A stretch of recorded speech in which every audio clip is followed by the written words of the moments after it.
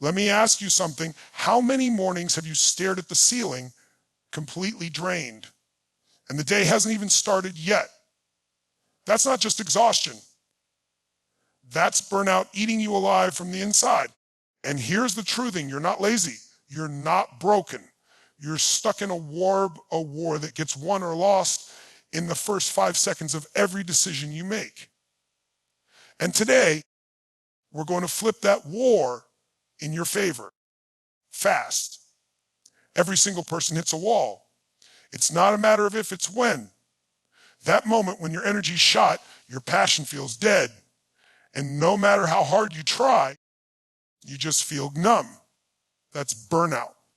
And society tells you to rest or slow down. But what if I told you that burnout isn't the end? It's the beginning of a breakthrough.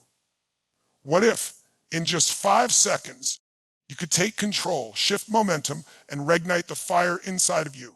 Not someday, but right now. Burnout is not laziness. And I want you to hear that again. Burnout is not laziness. It's not a lack of ambition. It's not some personal failure where you just couldn't keep up. It's a message. A cry for help. A red flare shot into the sky by your body, your mind, and your soul all at once, screaming, something has to change. You see, we live in a culture that glorifies grinding. Hustle, push, move, achieve, perform. And for a while, it works. You feel the high of progress, the dopamine of doing more. But eventually, something snaps. That sharp focus dulls. That drive starts to fade. And suddenly, you find yourself staring at the screen, your fingers frozen, your brain foggy, your heart just flat. Sound familiar? It's that feeling when even the things you used to love, the job you once prayed for, the goals you swore would change your life, start to feel like a burden, a weight. You get up in the morning, and instead of excitement, all you feel is dread. Not because you're lazy, but because your system is overloaded. You're burned out. Is it money? Now listen, burnout doesn't just hit people who are doing nothing. It attacks those who are doing everything. Take Melissa, for example. She was a high-performing executive at a marketing agency. 10 years in the game, awards under her belt, team lead, 6 figures, dream job on paper. But behind the scenes, she was unraveling. She was the last to leave the office every night, replying to emails at 2 a.m., chugging coffee like water, and telling herself, just a little more, just push through. Then one day, her body gave out mid-presentation. Heart racing, tunnel vision, full-blown panic attack. At 37, the hospital ran every test. Physically, she was fine. But emotionally, she was drained, fried, done. And that's what so many people don't get. Burnout doesn't always look like lying in bed doing nothing. Sometimes it looks like someone killing themselves trying to hold it all together. It looks like smiling on the outside and dying on the inside. Now here's the part that matters. Melissa's breakdown wasn't weakness. It was wisdom. Her body did what her willpower refused to. It stopped her, forced her to look in the mirror and say, something has to change. See, burnout isn't failure. It's feedback. It's your system flashing red, telling you the way you're operating is no longer sustainable. But we ignore it, don't we? We numb it with distractions. Food, screens, scrolling, overworking even harder. Because slowing down feels like losing. Doing less feels like quitting. But I'm here to tell you, no, it's the opposite. Listening to burnout is the most powerful move you can make. Because in that moment, you reclaim your power. You stop reacting and you start responding. So many people are walking around burned out right now, and they don't even know it. They think they're just tired, just need another coffee, a weekend off. But burnout isn't solved by rest alone. It's solved by change, by shifting the way you live, the way you think, the way you work. And it starts by recognizing the signs. Let me ask you, do you wake up already exhausted? Do things that used to excite you now feel empty? Do small tasks feel like mountains? Are you snapping at people for no reason? Mudhay? Do you feel like no matter how much you do, it's never enough? If you said yes to more than one of those, chances are burnout's not coming, it's already here. Now, here's the reframe. This is where we flip the script. Burnout is not the end. It's the beginning of awareness, the beginning of growth, the beginning of your breakthrough. Because when you finally stop pretending everything's okay, when you admit, I can't keep doing this, that's when something opens up. That's when you get honest. That's when you stop running from the truth and start building something real. You don't need to collapse to change, but most people wait until they do. And if that's where you are right now, I want you to know there's nothing wrong with you. You're not broken. You're just maxed out. And that means your next level isn't about doing more. It's about doing different. Let me share another story. A guy named Evan. He was a solopreneur running his own web development business. Client list growing. Money finally flowing, but behind the scenes, chaos, no sleep, all stress. Saying yes to everything, afraid that if he slowed down for even a second, it would all fall apart. He was living in survival mode, full throttle, all the time, until the day his 5-year-old daughter tugged at his sleeve and said, "Daddy, why don't you smile anymore?" That broke him there, in the kitchen. The man who thought he had to do it all realized he was losing what mattered most. And in that moment, he chose different. He started small, one boundary at a time. No more 12 aim.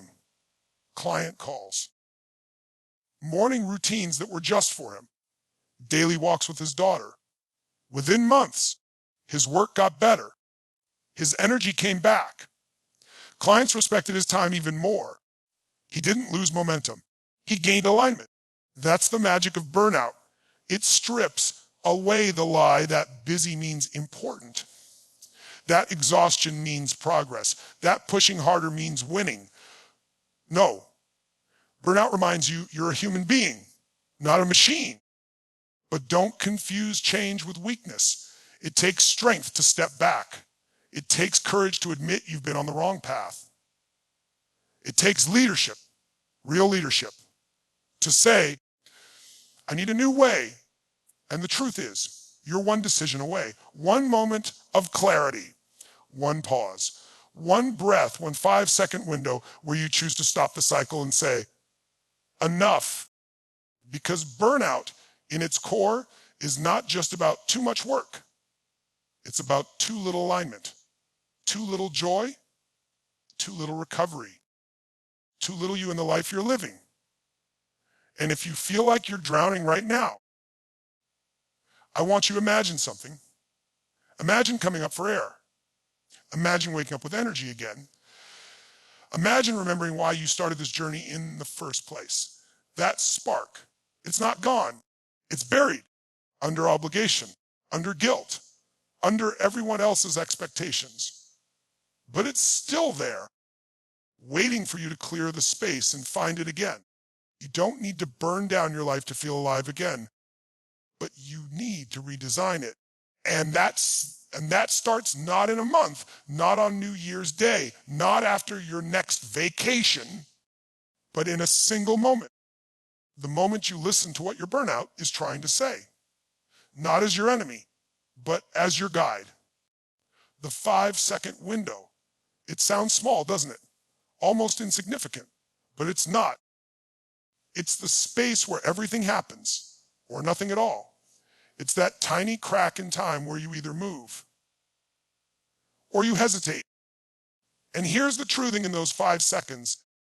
You don't just decide what to do, Doc, you decide who you become.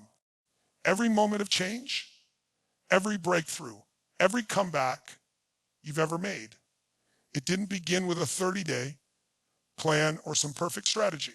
It began with a snap decision, a second of courage, a blink of belief, 5 seconds where you silenced the excuses and acted. That's it. That's the war. Right there. Money. You know that feeling when the alarm goes off at 5 a.m. and your whole body says, no. You're tired, warm, comfortable. But somewhere in you, there's a whisper, get up. And in that moment, your brain lights up with 1,000 reasons not to. You didn't sleep well. You can work out later. You deserve to rest. And boom. If you wait more than 5 seconds, hesitation takes over.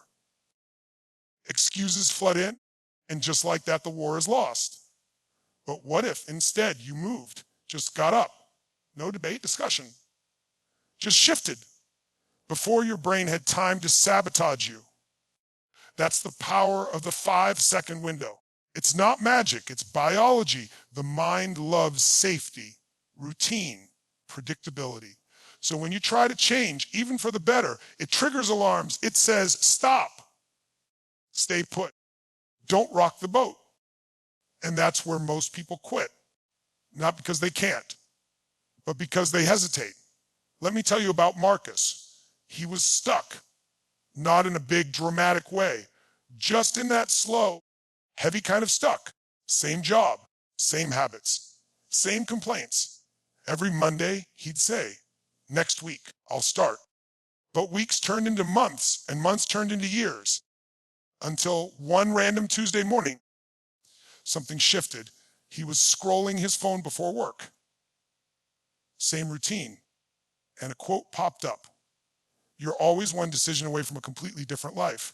He read it, scoffed, kept scrolling, but something in him wouldn't let it go. He looked at the time, 7:41 a.m. Normally he'd lay there 10 more minutes, but not that day. Something said, get up now.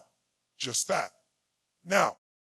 And instead of thinking about it, he moved out of bed, into shoes, a walk, a long one.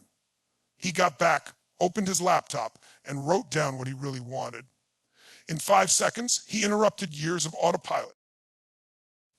Now here's the thing, nothing big changed that day, but everything started too. Because when you win the first 5 seconds, you build momentum, and momentum, that's everything. Think about it. How many times have you talked yourself out of something you knew you needed to do?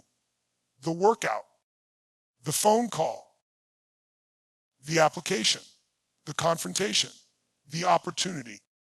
It's not that you didn't want it. It's that you hesitated. And in that hesitation, fear stepped in, doubt stepped in. Comfort wrapped its arms around you and said, stay here. It's safe. But nothing grows in safety. You don't transform in the comfort zone. You transform in the fire. And the fire lives in that 5-second window. That raw, unscripted space where you act without permission. See, we wait for motivation. We wait to feel ready. But that's the trap. Readiness is not a feeling. It's a decision. And that decision, it lives in the first 5 seconds. That's where you either become the person who steps forward or the person who shrinks back. So next time you hear that voice, the one that says, do it now. Don't argue. Don't delay. Don't rehearse all the reasons why it's not the right time. Just move. Action before excuse. Courage before comfort. 5 seconds. That's all. And once you win that first one, the next gets easier because your brain starts to believe you. You show yourself that change is possible, that you're not stuck, that you have more power than you think. And that's the shift. You stop being the person who waits and you become the person who acts. Not someday, not when the stars align, but now rewiring the pattern. That's where the real change begins. Because burnout, it doesn't just show up overnight. It's not like you wake up one day and suddenly feel exhausted, disconnected, and numb. No, a burnout is built slowly, silently, through repeated choices, unconscious routines, and unspoken pressure. It's death by repetition, one small decision at a time, one missed moment of rest, one swallowed, no, one more hour when you should have stopped, over and over again. And here's the truth that nobody wants to say out loud. The pattern that burned you out is the same pattern you're still living in. It didn't just hurt you. It became your default setting. You don't even notice it anymore because it feels normal. But just because something feels normal doesn't mean it's right. You want a breakthrough. Then you need to interrupt the loop. That's what rewiring is. It's taking back control of the automatic.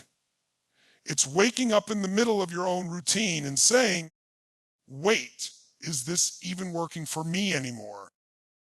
Because the longer you repeat the same patterns, the deeper the groove gets. You build habits around exhaustion, beliefs around being always on. You start to believe the lie that rest is weakness, that stillness is laziness, that productivity equals worth. And that lie, it's powerful. It sneaks into your language. I don't have time. I'll slow down later. I'm just in a busy season. But the season never ends, does it? One deadline turns into the next. One yes leads to another obligation. And you keep pouring from a cup that's bone dry, hoping nobody notices how close you are to breaking. That's the pattern. And it will repeat forever unless you stop it. Let me tell you about Camille. She was a school counselor, the kind who gave her whole heart to the kids, always first and last out. The kind of person everyone relied on, but who never asked for help herself. She loved her job, but somewhere along the way, it started to love her less. She found herself snapping at coworkers, crying on the way home, losing sleep. She thought it was just stress until she caught herself zoning out during a student's story. That moment crushed her because showing up, really being there, was who she was. And now even that felt like too much. But here's where it gets powerful. She didn't wait for a breakdown. She paused. She got honest. She looked at her week, every hour of it, and asked one simple question. Where am I in this? The answer, she wasn't. Every block of time was for someone else. Meetings, sessions, errands, favors, catch-up calls. There was no space for her, no silence, no recharge. So she started small, rewiring one choice at a time. 10 minutes of quiet every morning, a hard stop at 5 p.m., even when things weren't done. A daily rule. One act of self-care before one act of service. At first, it felt selfish, wrong, even. But then she started to feel like herself again. Not all at once, but piece by piece. And the wild part, her work didn't suffer. It improved. She listened deeper, laughed more, held space without being consumed by it. Because when you protect your energy, you amplify your impact. That's the shift. Burnout recovery isn't about a vacation. It's about recalibration. You don't escape the old pattern. You rewrite it. And that starts with awareness. You have to catch yourself in the pattern. That moment when you go to say, eyes out of guilt. When you reach for the phone instead of facing your feelings. When you skip lunch because you're too busy. That's your signal. That's your opening. That's the moment to pause and choose different. You're not a robot. You're not a machine built to run until you crash. You're a living system. You need rest, play. You need boundaries. And most of all, you need a routine that actually restores you, not one that just drains you slower. Start small. One habit. One interruption. One new rhythm. And let that momentum grow. Because you don't rebuild your life in one big move. You do it by rewiring the invisible moments, the ones no one sees, the ones that shape everything, The war isn't out there. It's not in your schedule. It's not in your workload. It's not your boss, your dead bills, or even your circumstances. The real war is within. It's in your mind. And if you don't learn to master it, it will master you. Every single day, a battle begins the moment you open your eyes, not against the world, but against the voice inside your head. That whisper that says, "You're not enough." That urge to hit snooze, to avoid discomfort, to stay small, to play safe. And what most people don't realize is this: you can be your own greatest ally or your own worst enemy. And the choice, it happens in your mind. We don't lose because we don't have the tools. We lose because we stop using them. We don't lack strength. We forget to access it because the mind, your mind, it will fight for your limitations if you let it. It will replay the old stories. The ones that say, "This is just who you are. You've always been like this. You never follow through." And if you believe those stories long enough, you'll start living them. But here's the truth. Your thoughts are not facts. Your feelings are not final. That voice that tells you to shrink, to wait, to hold back, it's not truth. It's just programming. Old code. A pattern built from fear, rejection, disappointment, and repetition. And the only way to change it, is to interrupt it, to retrain it, to flip the script. Imagine your brain is a gym, and every negative thought, just a weight, heavy but liftable. Every time you catch yourself spiraling into doubt and choose a new thought instead, you get stronger. Every time you want to give up and you go one more round, you train your resilience. And the more you train it, the faster you bounce back. That's mental fitness. That's mindset mastery. And like any muscle, it's built through reps. Let me tell you about Khalid. He was a software engineer, brilliant, but paralyzed by self-doubt. He'd write code for hours, then delete everything before submitting. Why?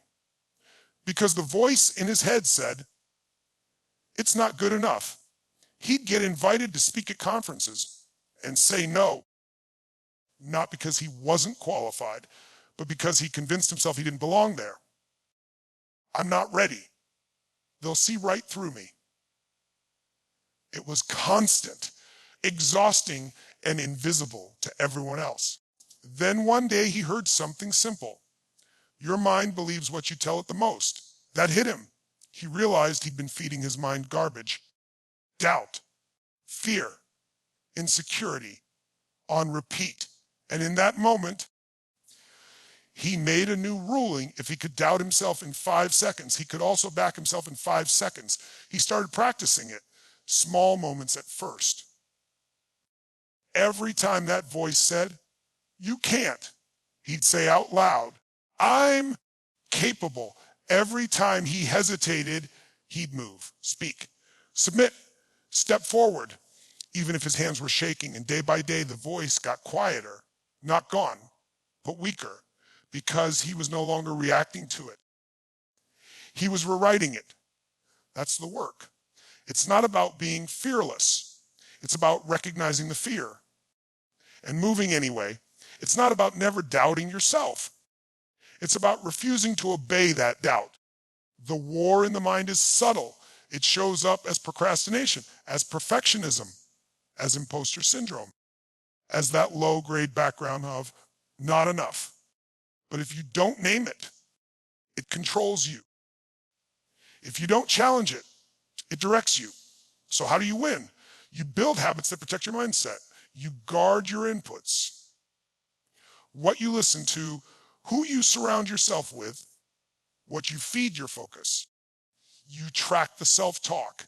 You interrupt the spiral. You stay present. And when that voice rises up again, because it always will, you don't fight it with force. You override it with truth. Because here's the bottom line. The quality of your life will never exceed the quality of your thoughts. You can have all the strategies in the world, all the support, all the opportunities. But if your mind is poisoned with self-doubt, fear, and constant judgment, none of it will matter. But when you master that inner world, everything else begins to align. Not perfectly, not instantly, but powerfully, because you're no longer fighting yourself. You're backing yourself. You're walking into every room, every challenge, every moment with the mindset of a champion. So here we are, standing at the edge of two very different lives. One path leads you right back to where you've been. Burned out, overwhelmed, stuck in cycles that drain your energy and steal your joy. The other, it leads to your breakthrough, but not because something out there magically changes. It's because you change in a single moment to take your power back. Burnout is not your enemy. It's a signal, a red flag from within, pointing you toward transformation. And the war, it's not won in some massive, dramatic overhaul. It's won in the quiet, powerful decision you make in the next 5 seconds. Over and over again. It starts with awareness. Understanding that burnout doesn't make you weak. It makes you human. Then it moves into action, harnessing that 5-second window to shift momentum, disrupt patterns, and reclaim your fire. You begin to rewire your routine, rebuild your energy, and most importantly, retrain your mind to fight for you, not against you. This isn't about hype. It's not about motivation that fades in an hour. This is about transformation. Long-lasting, soul-deep, burn it into your identity change. Because the next time you hear that voice, the one that says, you can't, or you're tired, or maybe tomorrow, you'll know the truth. You'll know the war is happening now. And you'll know you have the power in just 5 seconds to win it. So don't wait. Don't hesitate. Don't negotiate with your old story. Your breakthrough starts the moment you stop living by default and start living by decision.